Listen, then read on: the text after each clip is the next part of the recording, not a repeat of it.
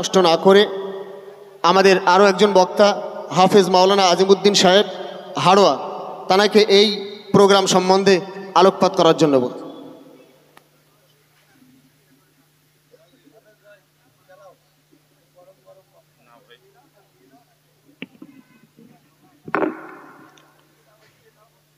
আসসালামু আলাইকুম। উপস্থিত আজকের এই ওয়াকাফ বাঁচাও সমাবেশের সম্মানীয় সঞ্চালক, মঞ্চে উপস্থিত আছেন আমাদের অত্যন্ত প্রিয়জন আওলাদে মুজাদ্দিদুজ্জামান ভাইজান হুজুর কেবলা সহ এক ঝাঁক গুণীজন উপস্থিত আছেন। সবার নাম বলতে পারলে সবার থেকে আমি বেশি খুশি হতাম, কিন্তু আসরের নামাজ আমাদের সকলের পড়তে হবে, আন্দোলন তো করতেই হবে, কিন্তু নামাজটা আমাদের তার থেকে আরও বেশি জরুরি, সেটা আমাদের পড়তেই হবে। সেজন্য দীর্ঘ সকলের নাম করে দীর্ঘ সময় নিতে চাই না, তবুও আমি অত্যন্ত খুশি। আমার ডান দিকে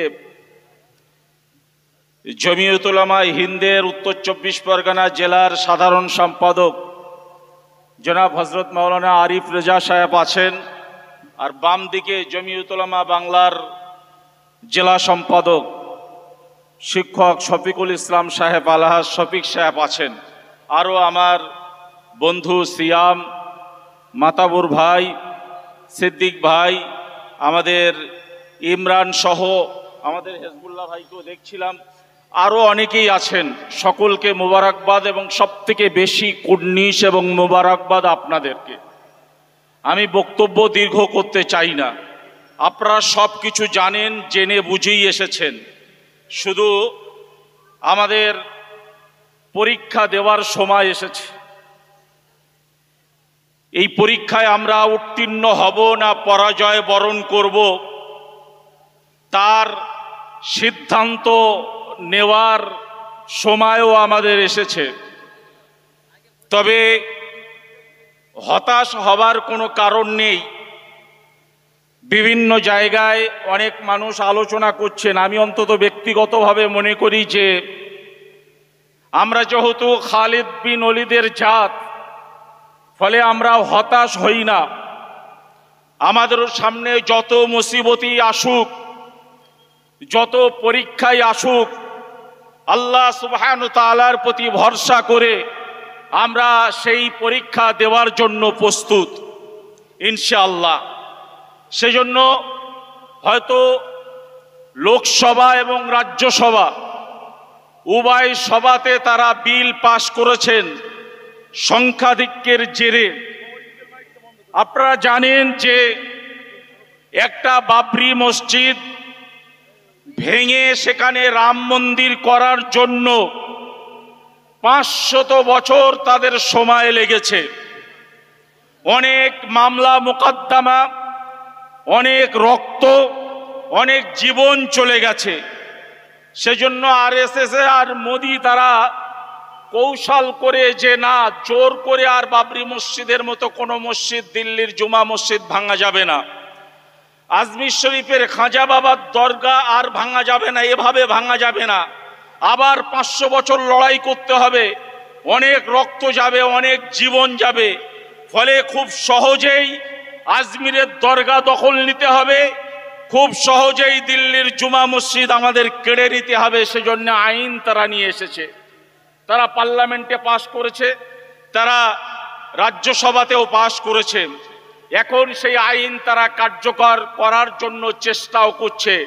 সেটা আমরা করতে দেব না তাদের বিরোধিতা করব, এই প্রশ্নের সম্মুখীন আমরা এসে দাঁড়িয়েছি। তবে বন্ধু, একটা জিনিস তাদের জেনে রাখা দরকার। আমরা মনে করি 14 থেকে 25 এই 15 বছর মোদি বাবুরা ভারতবর্ষের শাসনে এসে তারা যদি মনে করে যে আমরা সুপ্রিম পাওয়ার, আমাদের বিরাট ক্ষমতা, তাহলে আমরা তাদেরকে মনে করি বোকা। কারণ এ ভারতবর্ষের ওলামারা মোদিদের মতো 15 বছরের শক্তি নয়, 200 বছরের সাম্রাজ্যবাদ ব্রিটিশকে কুত্তার মতো ভারতবর্ষ থেকে তাড়িয়েছে। নারায়ে তাকবীর, নারায়ে তাকবীর। ফলে 15 বছরের শক্তি আমাদেরকে পরীক্ষা নিতে আসবেন না। ভারতবর্ষের ওলামারা তারা জীবনকে তুচ্ছ মনে করে আল্লাহর সম্পদ রক্ষা করার জন্য লক্ষ লক্ষ কোটি কোটি ওলামা মোদিদের বিরুদ্ধে জীবন দিতে তৈরি। পরীক্ষা দয়া করে নেবেন না। হয়তো আপনারা পাশ করিয়েছেন, তবে যারা সিনেমা দেখেছেন তাদের কাছে আমরা শুনেছি, সিনেমা যখন প্রথম শুরু হয় তখন নাকি ভিলেন মারে আর নায়করা শুধু মার খায়, কিন্তু নায়করা যখন মার শুরু করে ভিলেনের মরণ না হওয়া পর্যন্ত ছাড় পায় না। ফলে ভারতবর্ষের নায়কদের উপরে অত্যাচার করছো বটে, ওরে ভিলেনের দল আর এসে জেনে রেখে দিস, নায়করা যেদিন সিংহের মতো গর্জন দিয়ে ময়দানে নামবে, ভিলেনরা কুত্তার মতো ব্রিটিশদের মতো ল্যাজ গুটিয়ে ভারতবর্ষ ছেড়ে পালাবে। নারায়ে তাকবীর, নারায়ে তাকবীর, নারায়ে তাকবীর, নারায়ে তাকবীর। এ বিশ্বাস আমাদের আছে। আমরা জানি যে ফিরাউনের মতো নরেন্দ্র মোদী দাঁড়িয়েছে, কিন্তু ফিরাউনের বিরুদ্ধে মূসা আলাইহিস সালাম ছিল। ফিরাউনের মতো হয়তো ওই আপনার নমরুদের মতো হয়তো নরেন্দ্র মোদী দাঁড়িয়েছে, কিন্তু আমরা জানি ভারতবর্ষের ওলামারা ইব্রাহিম সাল্লামের ভূমিকায় অবতীর্ণ হবে। আজকে নরেন্দ্র মোদীরা তোমরা ব্রিটিশদের দালালি করতে পারো, আমরা বিশ্বাস করি ভারতবর্ষের ওলামাদের মধ্যে থেকে আবার হাজী এমদাদুল্লাহ মুহাজিরি মক্কি, আবার হোসেন আহমদ মাদানিকে আমরা দেখতে পাচ্ছি। নারায়ে তাকবীর, নারায়ে তাকবীর, নারায়ে তাকবীর। ফুরফুরা শরীফ, ফুরফুরা শরীফ, নারায়ে তাকবীর। শেষ কথা, দীর্ঘ বক্তব্য রাখবো না, শুধু এতটুকু বলি, এখানে ভাইজান আছেন, তিনি যে বংশ থেকে বিলং করছেন, মুজাদ্দেদ জামান দাদা হুজুর পীর কেবলা রহমতুল্লাহ আলাইহে, তিনিও আন্দোলন করেছিলেন, তার ইতিহাস আছে। শহীদ মিনারের ময়দানে তিনি দাঁড়িয়ে বলেছিলেন যে ব্রিটিশদের আইন যদি কোরআন সুন্নাহর পক্ষে হয় আবু বকর মেনে নেবে, আর ব্রিটিশদের আইন যদি কোরআন সুন্নাহ বিরোধী হয় আবু বকরের গায়ে 1 ফোঁটা রক্ত থাকা পর্যন্ত সে আইন কার্যকর হতে দেবে না। তিনি সেদিন হুঙ্কার দিয়েছিলেন। আজকেও আমরা এই কুমার চৌমাথা শুধু নয়, গোটা ভারতবর্ষের মাটিতে দাঁড়িয়ে স্পষ্টভাবে বলতে চাই, মোদি তোমার যদি মুসলমানদের রক্তের প্রতি লোভ হয়, নাও কত রক্ত নেবে, আমরা রক্ত দিতে প্রস্তুত আছি। মুসলমানদের জীবনের প্রতি যদি তোমার লোভ হয়, আমরা লক্ষ মুসলমান জীবন দেব, কিন্তু আল্লাহর সম্পত্তিতে হাত দিতে চাইলে হাত আমরা ভারতবর্ষের সংবিধান অনুযায়ী গুড়িয়ে দেব। নারায়ে তাকবীর, নারায়ে তাকবীর, নারায়ে তাকবীর। যারা আমাদের মসজিদে হাত পাততে আসবে তাদের হাত আস্ত রাখবেন না, গুড়িয়ে দেবেন। যারা আমাদের কবরস্থান দখল করতে আসবেন, ভারতবর্ষের সংবিধান অনুযায়ী আমরা গণতান্ত্রিক ভাবে তাদেরকে গুড়িয়ে দেবো ইনশাল্লাহ। নারায়ে তাকবীর, বিশ্বাস নারায়ে তাকবীর আমাদের আছে। আমরা জানি নরেন্দ্র মোদীর কাছে পাওয়ার আছে। শেষ করব। আমরা জানি নরেন্দ্র মোদীর কাছে পাওয়ার আছে, তার কাছে পুলিশ আছে, তার কাছে আইন আছে, কিন্তু আমাদের কাছে ঈমান আছে। আমাদের কাছে ঈমান আছে। ঈমানের বলে বলিয়ানে পৃথিবীর সমস্ত জালিম শক্তি পরাস্ত হবে ইনশাআল্লাহ। ফলে আজকে আন্দোলন শুরু হলো, মাথায় কাফন বাঁধুন, শিখদের দিকে শিক্ষা নিন। যতক্ষণ পর্যন্ত কৃষি আইন প্রত্যাহার না হয়েছিল তারা ময়দান ছাড়িনি। আমাদের ওই কালা কানুন প্রত্যাহার না হওয়া পর্যন্ত জীবন দেব, তবুও ময়দান ছাড়বো না। সকলেই বলুন ইনশাআল্লাহ। এই বলে সকলকে সংগ্রামী অভিনন্দন জানিয়ে আগামী দিনে আরো বৃহত্তর আন্দোলনের পাশে থাকবেন এই আশা রেখে আমি আমার ইতিবিক্ষিপ্ত সংক্ষিপ্ত বক্তব্য এখানেই শেষ করছি। খোদা হাফেজ, আসসালামু আলাইকুম। খুব সুন্দর তথ্যভিত্তিক আলোচনা করেছেন এবং অনেক জিনিস তিনি আমাদের মাঝে তুলে ধরেছেন।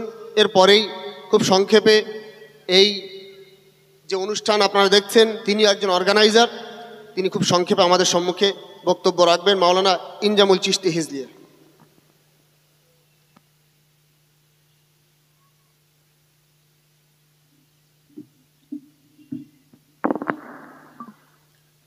আসসালামু আলাইকুম ওয়া রাহমাতুল্লাহি ওয়া বারাকাতুহু।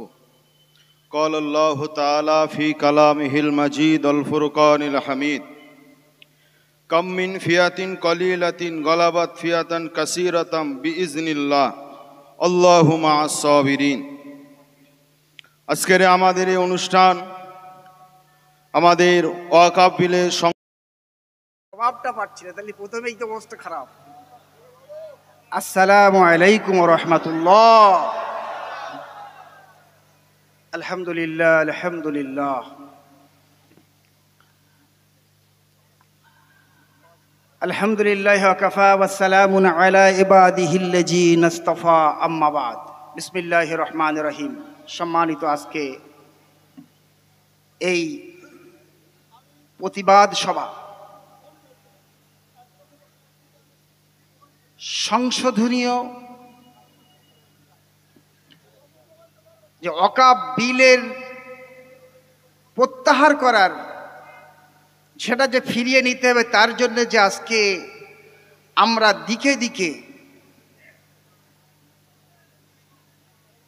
যে আন্দোলন শুরু হয়েছে, শুধু পশ্চিমবঙ্গ নয়, ভারতবর্ষের প্রতিটা জায়গায় আজ আন্দোলন চলছে এবং আমরা ইনশাআল্লাহ এই আন্দোলন যেমন ভাবে আমরা চালিয়েছিলাম, যেমন ভাবে আমরা আন্দোলনের মধ্য দিয়ে সরকারকে আমার মুজাদ্দিদে জামান দাদা হুজুর পীর কেবলা রহমাতুল্লাহ আলাইহি সারদা বিল যেমন ভাবে বাপাস করেছিলেন ইংরেজদের কাছ থেকে, ঠিক তেমন ভাবে আমরা এই আন্দোলন আমাদের ততক্ষণ পর্যন্ত আমরা বন্ধ করব না, যতক্ষণ পর্যন্ত এই ওয়াকফ যে বিলটা এসেছে সেটা ফিরিয়ে না নেবে।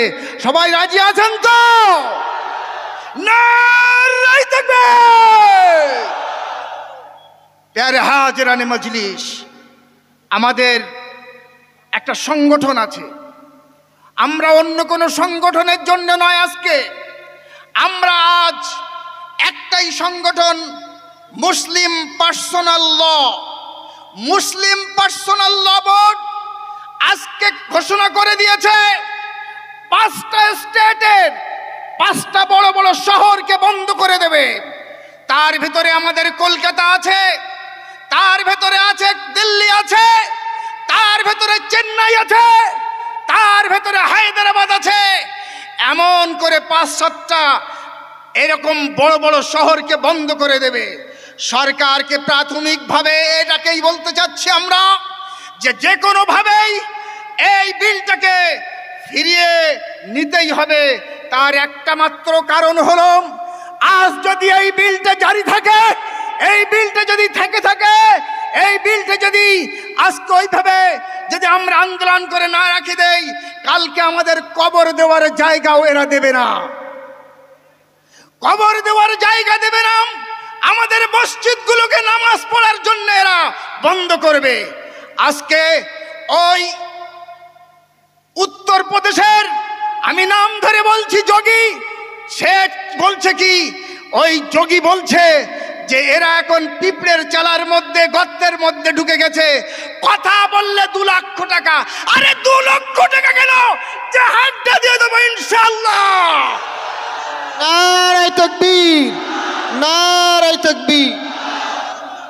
আমরা কখনো ছেড়ে দেব না। আমাদের ওয়াকফ সম্পত্তি মানে আমাদের সব কিছু, আমাদের মসজিদ, আমাদের মাদ্রাসা, আমাদের ঈদগাহ, আমাদের কবরস্থান আমরা ছাড়বো না ইনশাআল্লাহ। প্যারা হাজিরানে মজলিস, একটা কথা বলি, আমাদের ঈমান নিয়ে আপনারা পরীক্ষা করবেন না। যুগে যুগে করেছিল নমরুদ, করেছিল ফেরাউন, সাদ্দাতরা করেছিল, আজকে তোমরা করছো। তোমরা আমাদেরকে ছোট্ট ভেবো না, আমরা চুপচাপ আছি বলে ছোট্ট ভেবো না। 313 জনের কথা মনে আছে, 1000 জন। বদরের যুদ্ধের কথা মনে আছে আপনাদের, মুতার যুদ্ধের কথা মনে আছে, 3000-এর বিরুদ্ধে 3 লক্ষ। প্যারা হাজিরানে মজলিস, শুধু এটুকু বলছি আজকে থেকে, এটা আমাদের ইমানি পরীক্ষা। আমরা যদি ইমানটা না থাকে, নামাজ পড়ার জায়গা না থাকে, আমাদের কবর দেওয়ার জায়গা না থাকে, আমাদের কি আছে?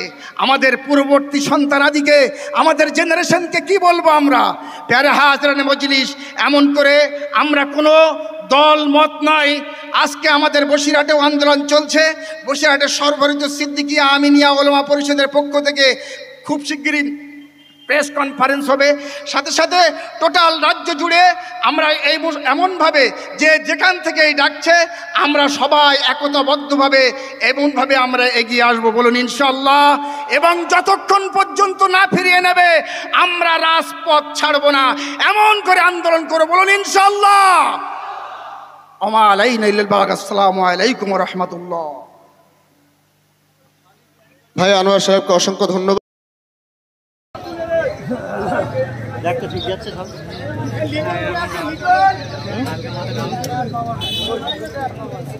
হাতে পুরোটাকে ভিডিও কর।